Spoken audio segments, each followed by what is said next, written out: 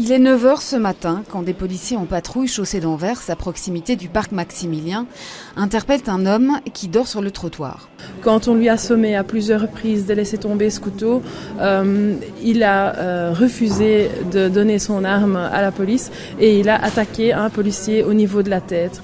Un collègue policier a ouvert le feu sur le suspect et il a tiré 3 fois en direction du suspect. Le suspect a reçu une balle au niveau du thorax et une autre balle dans la jambe. Il est amené à l'hôpital dans un état critique. Les circonstances de l'incident restent floues. Selon plusieurs témoignages recueillis dans le quartier ce matin, les faits se sont produits alors que les policiers étaient venus, comme ils le font régulièrement, réveiller les migrants logeant dans le parc. Et tout à coup, ils ont commencé à dégager les gens. Ils sont partis de l'autre côté pour dégager les gens qui dorment sur le mur là.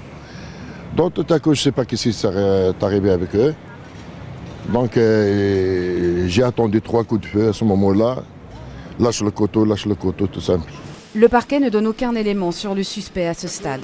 Selon Medicassou, il ne s'agirait pas d'un habitué du parc, mais d'un homme d'origine afghane, arrivé récemment. Si c'est celle-là, une personne qui est arrivée dernièrement, dans les derniers jours, qui aurait été ramenée ici par les autorités, pourquoi, comment, on ne sait pas. Mais ce qui est sûr, c'est qu'on voit ces derniers jours, depuis, je dirais, une grosse semaine, arriver des dizaines de personnes qui auraient été arrêtées sur des parkings. Elles seraient elles-mêmes arrivées depuis Calais ou depuis France avec des passeurs qui les auraient conduits sur des parkings. Ces personnes arrivent sur les parkings, on les arrête, on les conduit vers un endroit et puis de cet endroit elles sont ramenées au parc Maximilien. Et de pointer une responsabilité politique. L'apparition ces derniers jours de ces personnes qui nous demandent où elles sont, qui n'ont pas de documents, qui se demandent pourquoi elles ont été ramenées au parc Maximilien, évidemment il y a une responsabilité politique. Au niveau du parquet, 2 enquêtes sont menées en parallèle, l'une sur l'incident les coups de couteau, l'autre sur l'usage de l'arme par la police.